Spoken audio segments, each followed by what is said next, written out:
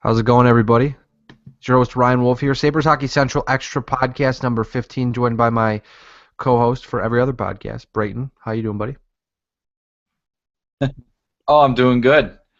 Doing Kind of good. kind of a cold start here today on the podcast. I didn't want to dive in and rip everyone's face off by screaming into the microphone like I always do, so figured a figured a slow burn would be nice, but obviously we're talking about the Buffalo Sabres today because this is, like I said, the Sabres Hockey Central Extra Podcast. Now it's the All-Star break, finally. It felt like it would never come, but at the All-Star break, the Buffalo Sabres have played 47 games. They are 14, 30, and 3 with 31 points.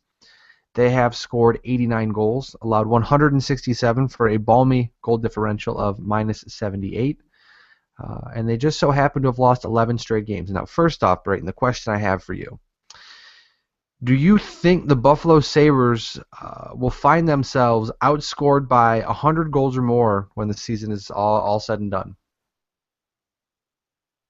Seems possible. The way that they've been playing as of late, especially, uh, they've had good goaltending really the entire year. So I mean, you really almost can't put an onus on Enroth or Neuwirth for the team's downfall. It's just the lack of scoring, too many defensive mistakes that they have. I mean, their defense is young. They're still young, and they are going to be good down the road. But as of right now, they're just making too many mistakes. I mean, you look at players like Rasmus Ristolainen and Nikita Sidorov, and even Tyler Myers. They're plus minus, and their ice time is their ice time's high, but then again, their plus minus is really not that great. But of course, they're playing top line minutes against top line players. So when you have that kind of situation, it's going to be bad. But yeah, I could easily see the Sabres being a minus 100 goal differential by the end of the year. I mean, they've in this 11-game losing streak, they've only scored 16 goals and they've given up 49 goals. So if this streak continues, it's going to look really ugly for the Sabres. Sometimes it almost baffles me as to like obviously we know the team is bad. There's no doubt about that one, but how bad they can be is just it's amazing sometimes. And I mean, as you mentioned, the goaltending, as I'm getting a stats to load on my end. For most of the season, Jonas Enroth was doing very well, but it seems as if the last month he's just been absolute garbage, and the numbers are there to back that up. I know in December, for instance, Enroth started to decline. Like he started off really well. He had a 915 save percentage and a 310 goals against in October 7 starts. He was 1-5, but the numbers looked pretty good. And as the season has gone on and progressed, in January, for instance, Jonas Enroth has started 4 games, played in 5 games. He's 0-4-0, but he's allowed 23 goals and 151 shots. Has an 8.48 save percentage, very bad, and his goals against average is 4.80. Now, the past couple times out, he's been kind of hung out to dry, but at some point in time, you have to wonder. I mean, you're not trading a goaltender in December unless something happens.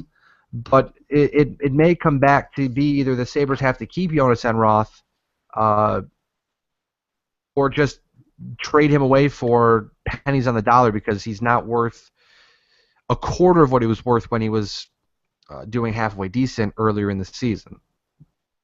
Right, yeah, and you can almost say the same thing about Michael Neuwirth too. It's just Michael Neuwirth had a shaky start, then he started getting good, then he went back to a shaky start, and now he's getting more starts over Enroth. However, both goaltenders, have been really. I mean, mind you, they haven't really gotten the most support out of the defensive side of the puck, but when they're in the net for a reason. They got to make timely stops when needed, and they haven't been able to do that. I mean, Neuwirth has been good in January. He started 5 games, lost all 5, obviously, during the 11-game losing streak. But his save percentage is 901, and his goals against is 367. But as you mentioned, he starts off the season with a 326 goals against and a 910 save percentage. And the next month, a 256 and a 928. Looks like he's getting better. Remember, he started to fall off the wagon, ends up getting hurt. Uh, but he had an 8.75 save percentage, 4.69 goals against, and this month he's got a 3.67. So it looks like it's trending back towards good numbers for Michael Neuwirth, but it's at some point in time, um, and this is something I was going to ask later in the podcast, but we'll just talk about it now. Is that a number one goaltender has to show up somewhere? Right. Because if a number one goaltender doesn't show up anywhere, neither of these guys are going to be back. I mean, one of them will most likely be back next season, but if you can't take the bull by the horns, if you will, and show that you can be somewhat of a game changer. I mean, you don't have to go out and steal every game, but kind of like what Jonas Enroth was doing in that stretch where they won like 10 of 13. Mm-hmm. Something like that, where you can show, okay, yeah, the team is less than average or not very good, but I have an ability to go out there and steal us a handful of wins. And right now, if you can steal a handful of wins like in that, like I said, in that 10 of 13 streak, you may be able to make a name for yourself and really prove your worth to this franchise. But right now, I mean, if you were to ask me about the future of Jonas Enroth with the Buffalo Sabres, I would tell you it's very bleak. But then again, I would also tell you it's January. I mean, there's still 35 games left to be played, so even if he gets half the starts, that's still a large chunk of the season to be played. So we'll find out as the deadline gets closer and as the end of the season gets closer. Yeah, right. And you know, and a trade might come earlier than everybody thinks because some goaltenders are getting hurt. I mean, Sergei Bobrovsky got hurt yesterday. I mean, the goaltenders, the goaltending injuries are starting to increase really over the past couple of weeks. And I mean, there's also going to be guys like, you know, Marty Brodeur, since Brian Elliott and Jake Allen are healthy, and Brodeur's not really going to get the ice time. So, I mean, those guys are going to become expandable when other teams are going to look for goaltending help. Because I mean, Columbus, they really need goaltending help badly. I mean, it's not even close to, you know, they got Bobrovsky, but after that, it's all basically AHL talent. Curtis McElhinney is not an NHL goaltender. Anton Forsberg, maybe a couple years down the road, but he's not an NHL goaltender right now. So, you know, if Bobrovsky's going to be out a long period of time, maybe they're going to look to try and find a goaltender that will fill the number one void for now, and then once Bobrovsky comes back, can fill a number two void easily. I would be interested to see. I know this is the Sabres podcast, so don't crush me for this, but I'm just saying that I'm interested to see what happens with Martin Brodeur because it's obviously the end of his career. Oh yeah. Now or shortly, but he doesn't want to. It's almost like he wants to get to 700 wins and then call it a career. Mm-hmm. He didn't play horrible with St. Louis, but he certainly is showing that he's a very old goaltender. And you might be. I mean, a team like Columbus might be able to get him on the super cheap because if he wants to keep playing, you know, St. Louis is going to do what they can to make sure he gets the opportunity to continue to play. But I mean, and then you look like going back to the Sabres, just thinking about it. You know, what if a team comes calling for Jonas Enroth or Michael Neuwirth? You know, what is their value? I mean, that's the thing I'm struggling with right now is to think about. Okay, yeah, the Sabres trade a guy. Okay, so you wake up tomorrow and say, okay, the Buffalo Sabres trade Jonas Enroth. What do you think they got? I would not be able to tell you a logical answer. Right. Yeah. No. And it's the tough part right now is that in like we noticed with the Chris Stewart situation, media is saying that Tim Murray priced himself out of a trade, that he asked for too much for too long, and people moved on. Which all the teams in the quote unquote Chris Stewart sweepstakes have moved on for the time being. But then again, when the deadline rolls around and someone wants Chris Stewart really bad, he may be able to get more. It's just you're kind of betting on yourself at this point. And I mean, if Enroth turns it around sometime soon and gets hot, or Michael Neuwirth turns around and gets hot sometime soon, maybe they get dealt shortly after because, you know, we're in the stretch run now. Once the All-Star break is over, we are a month away from the trade deadline. So it's absolutely. The heat's turned up on everybody. Yeah, and you know, I kind of look at the trade that Minnesota just recently made to acquire Devin Dubnyk from the Coyotes. They gave up a third-round pick this year to get Devin Dubnyk. Now, mind you, Dubnyk has had a career of disappointment, really. However, under Sean Burke in Anaheim, he showed a little bit of promise under Mike Smith.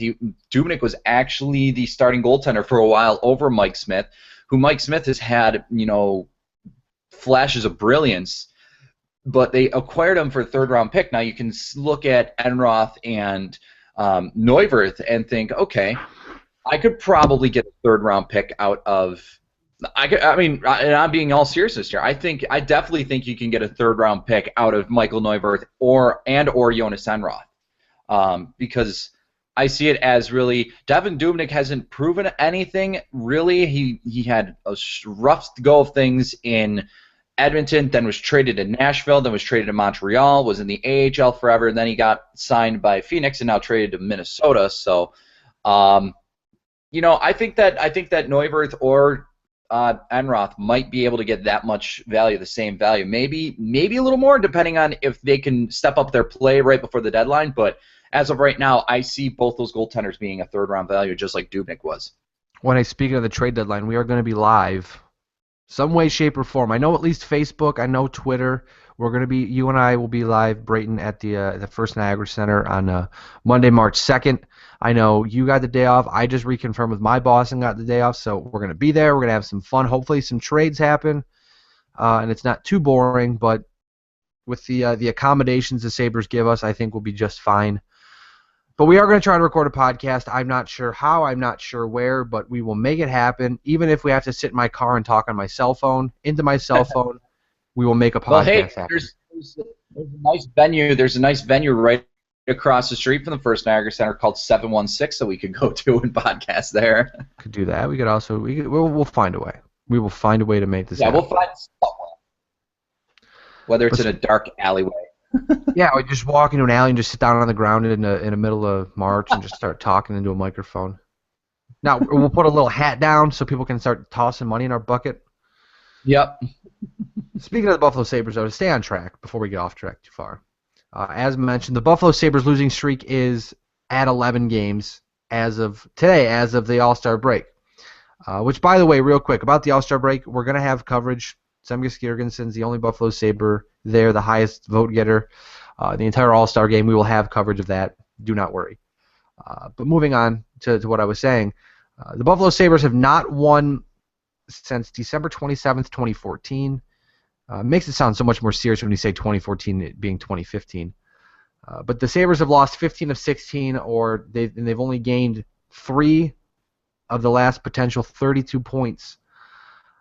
Now, the question I have for you, which it's been an interesting one to think about, when do you see this streak ending?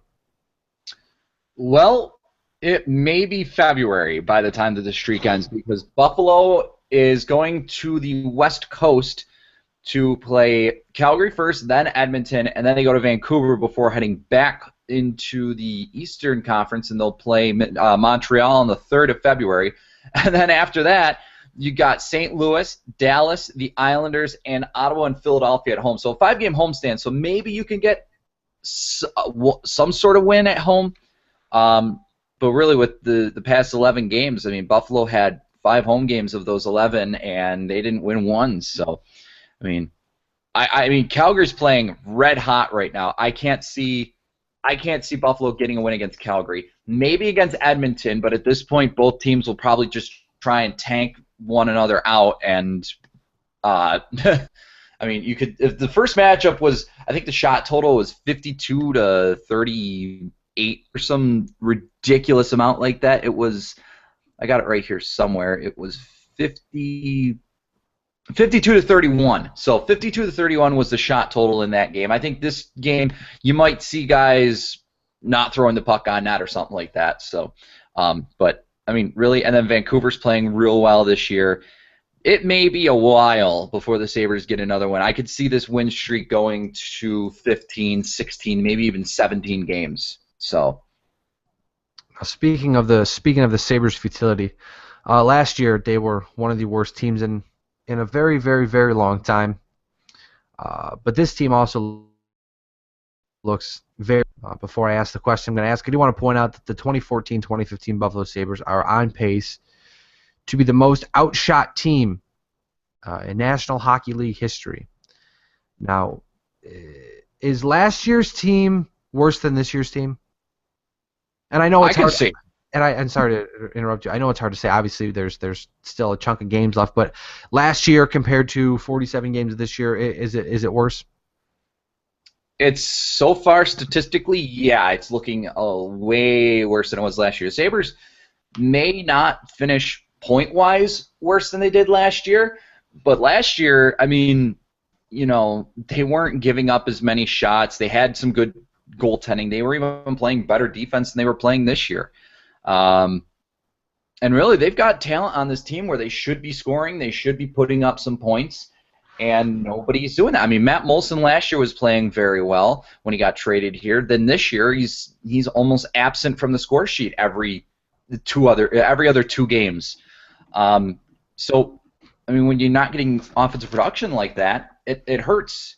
It hurts your team. It hurts your defense. It hurts everybody all around you. And I could see this team easily being the worst team statistically in history. I mean, right now, if you're looking at advanced stats-wise, the Sabres, I believe, are minus 999 in Corsi. That's Pretty good. That's bad. Last year they were only, I think, a minus 480 something in Corsi. Now this year they're minus 999. So, It's almost like that. We know that we all know the Sabres are trying to ensure a high pick. So it's almost like they're built to lose almost. But I don't think anybody expected it to be this bad. no, that's for sure. I wasn't expecting it to be this pitiful. I mean, Pitiful, and it's been really, really, really horrible. You look at. I'm just going to pop up some links here, but you look at the Buffalo Sabres stats wise so far, just the cut and dry stats, the goals, assists, points. Tyler Ennis has 12 goals in 47 games. He's on pace for another 20 goal season. He's shooting 10.6%. That's sustainable. That's normal for him. Zemgus Girgensons has 13 goals in 47 games, looking to get a 20-goal season. Most likely, if he stays at the current pace, he'll get 20 goals. But he's shooting a 15.3%, so that may be a little hard to sustain. But he's having a good season so far. But the two guys I want to point out, Drew Stafford, who has 7 goals in 42 games, shooting at 9%. In his career, I'm just going to scroll down here. In his career, he's a 10.8% shooter. But the past couple seasons, he has it's dropped. It's been dropping. In 2009-2010, he scored 14 goals, but shot a 7.7. 2010-2011, he shot 17.3% with 31 goals. 2011-2012, 20 goals, 8.8. 2012-2013 in the lockout shortened season, he had 6 goals for 5%. And last season, he had 16 goals at 8.6%. Now, Drew Stafford has 320 points in 555 games, so he has shown he can produce at the National Hockey League level. But and I know I'm kind of jumping around here, but are you leaning more towards Stafford staying or Stafford going for good? Because I mean, there's the possibility of the Matt Molson thing where you trade him and bring him back and pay him a large lump sum of money. But do you think that it's first off? Do you think Drew Stafford should stay or Drew Stafford should go? I think for Drew Stafford's sake, he should go. I think a change of scenery would be best for him to enhance his career. However, I'm on that bandwagon of I don't like Drew Stafford as a person and as a hockey player, so I don't know if it's being biased or not, but I'm totally on the fence, or I'm not on the fence. I'm totally on the side of get rid of Drew Stafford as soon as possible, try and get the most value out of him, and I don't even want to bother trying to bring him back. Those streaky, and I mean. He could be a very good goal scorer. I mean, we saw that in 2010, 2011, when it was his last contract year. He scored 4 hat tricks, I think, in 1 year. but I mean, when you get inconsistency like that, it's frustrating, and um, I just think that Stafford would fit better somewhere else. I think his career as a Buffalo Sabre is going to be coming to an end very shortly. Well, yeah, that's the other question I had for you is do you believe it's just him not fitting the system, or do you believe it's the lack of playmakers around him? Because obviously we see when he was back with the Vanek, the Roy, Pominville, all the other guys, the list goes on and on. He had great years, but as the time has progressed, he has struggled more and more. Whether it's the shot selection or the just the lack of shots he takes, do you what do you believe it is? I, I I think it's a little bit of everything. I think it's attitude issues. I think it's the lack of talent around him. I think that uh, it really is just a culmination of just everything.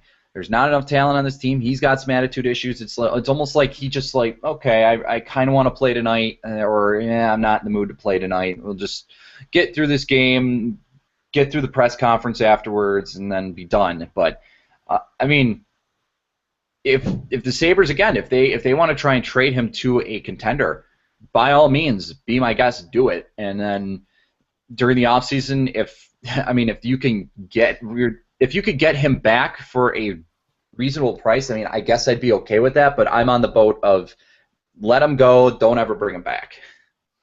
The next guy I want to point out is, as you mentioned before, Matt Mollison, who has 7 goals right now in 44 games. Now, the reason I point that out is because he's only shooting 8%. His career is a 13.2%, which in 2010 he hit that. In 2010-2011 he was a 13.1. In 2011-2012 he hit the number. 2012-2013 he was a 9.7. He was a little under, which kind of looks like the year he's going to have this year, where 2012-2013 he scored 15 goals, had 44 points. Obviously right now he's got 7-13 in 20 points. But even, I mean, in 11 games in 2013-2014 he was a 21.4. And then in 44 games with the Sabres that year, he was a 10.5. And then in 20 games with the Wild, he was a 14.0. So it's kind of like he's fallen off just a tad.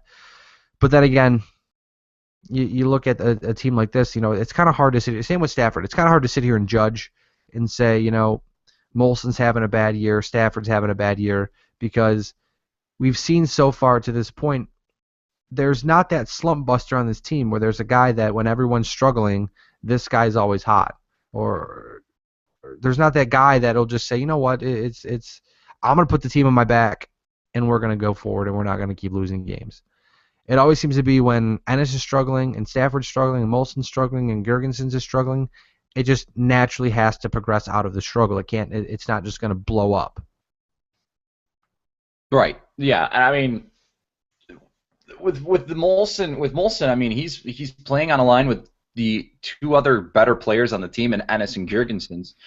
Um, and he's been the one this year that has not been the flashiest of the three, where Ennis and Girgensons have been probably Buffalo.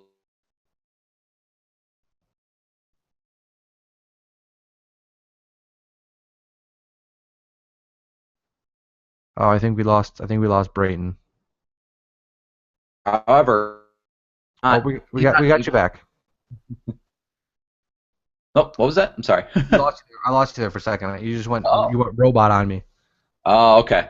Yeah. Well, I mean, what I was saying was that I think that the Girgensons Ennis Molson line has clearly been the best line for the Sabres, but however, Matt Molson has been the third best player on the line and on the roster really all year. I mean, yeah, Drew Stafford's got more points and all that, but I mean, I just don't know what's going on with Matt Molson. I don't know if he's been hurt. I don't know if he's um, you know taking time to fit in once again or something like that. But it's really a questionable thing with Matt Molson.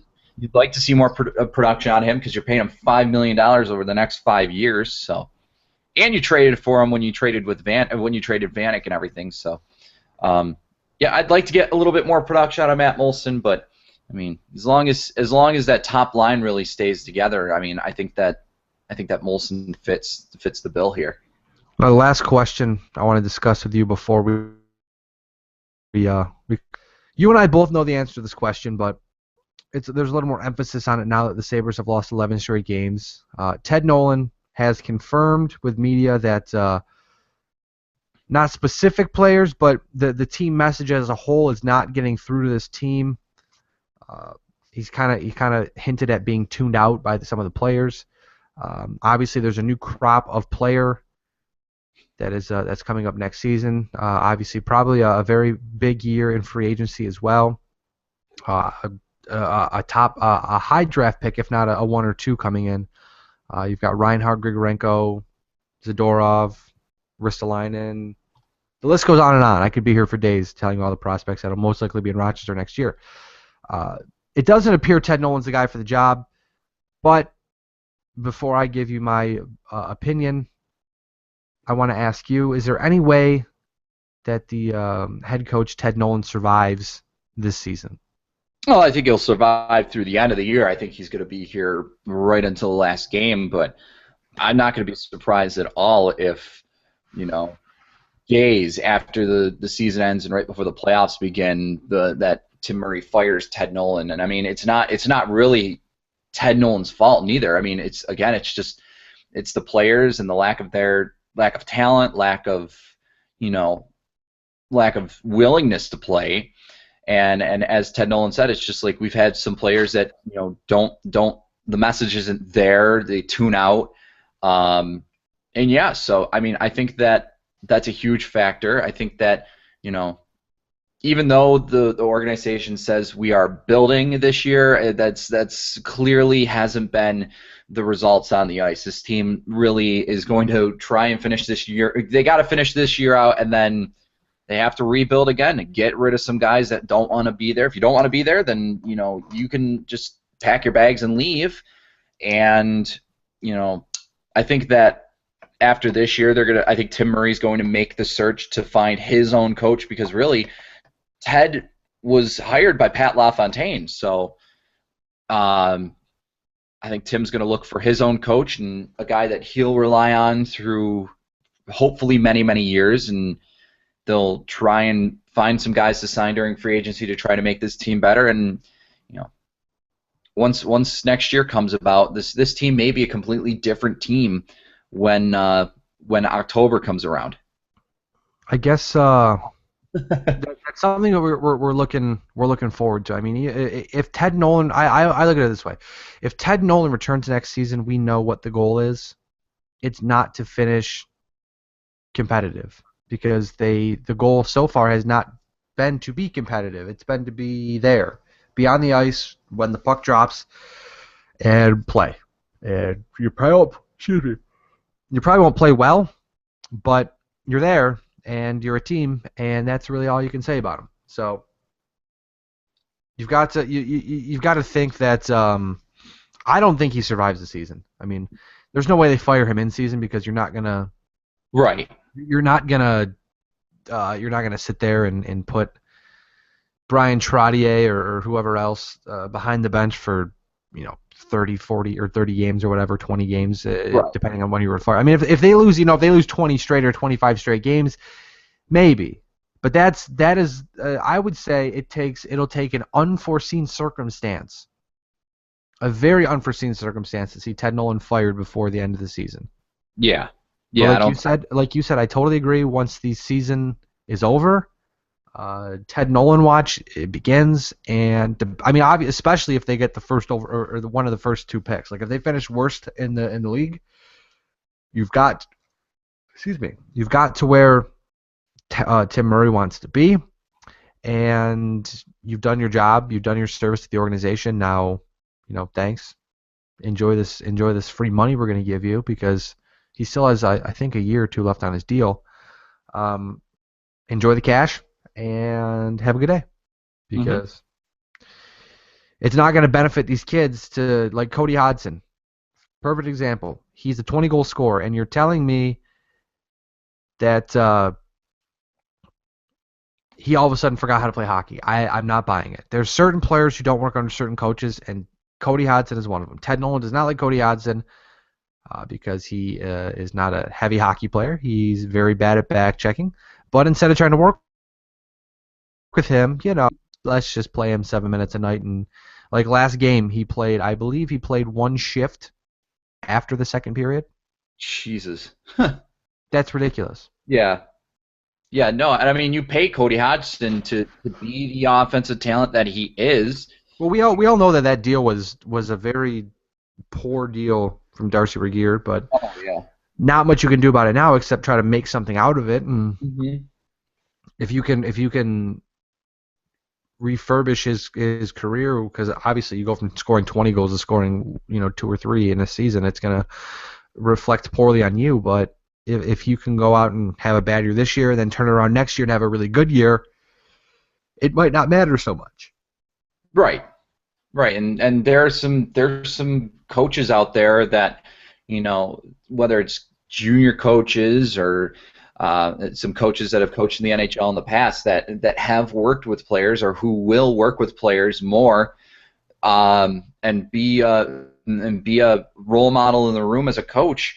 I mean, Ted Nolan. The one thing that he can do is I mean, he can tell the players, we got to go out and compete and use grit and be physical and everything like that. But I mean, to score goals, really, I mean, I don't know how I don't know how well of a job he does in the room, but I mean, the result on the ice isn't good.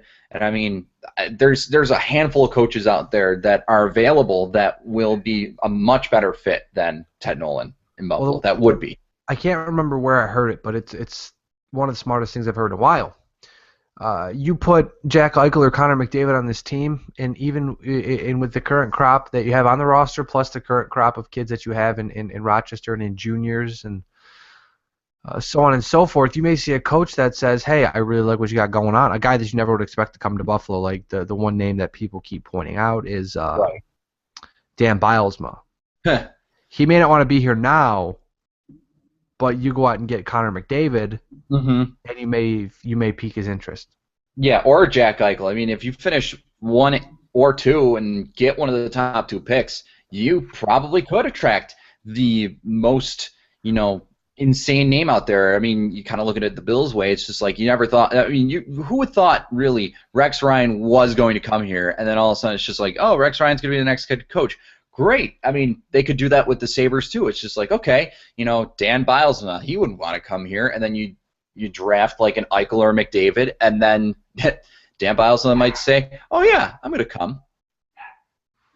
It'll be interesting. It's going to be very interesting so far. Like I said, we've got 35 games left. We're going to be live at the trade deadline, at least on Facebook and Twitter for starters. We're going to hammer out some sort of. I'm going to have a microphone in my backpack. I know that. We're going to hammer out some sort of podcasting arrangement. Like I said, I don't care if I've got Google Plus on my phone. So worst case scenario, Google Plus on my phone, and we'll talk it on my phone. I don't care. We're going to make this podcast happen. But is there anything else we should add to the podcast that I've forgotten about? No, I can't think of anything right now, at least. Okay, I think we hit it all. But I want to say thank you to Brayton first off for joining today. I know we've been getting a little better at making this podcast happen on a normal basis. And I want to say thank you to our listeners out there in podcast world on YouTube and wherever you may hear this podcast. I want to say thank you. We certainly do appreciate the support, and thanks for following us through even through the toughest of times, because it's not just tough for the fans, it's tough for us writers too. As you can tell, we're trying to generate new content all the time, and it's kind of difficult because there's not much to write, because you can only write about how bad the team is so much. Mm-hmm. So we're trying to find new and innovative ways to bring you new quality stuff. So it'll be interesting to see what happens. We're going to be along for the ride. Myself, Brayton, everybody else at Sabres Hockey Central. Make sure you follow us on Twitter at shc.com, all spelled out. Obviously, if you're seeing this on the Facebook page, you're already following us. But if you're seeing this through someone else, make sure you follow us, facebook.com/Sabres Hockey Central. Brayton is at BJ Wilson SHC on Twitter. I am at Wolf SHC on Twitter. Throw us a follow. I promise both of us were good follows. So, for me, I'm Ryan Wolf. This has been the Sabres Hockey Central Extra podcast. Thank you again for joining us, and have a great day. Enjoy the All-Star break, and hopefully we can come back sometime soon and talk about some good hockey.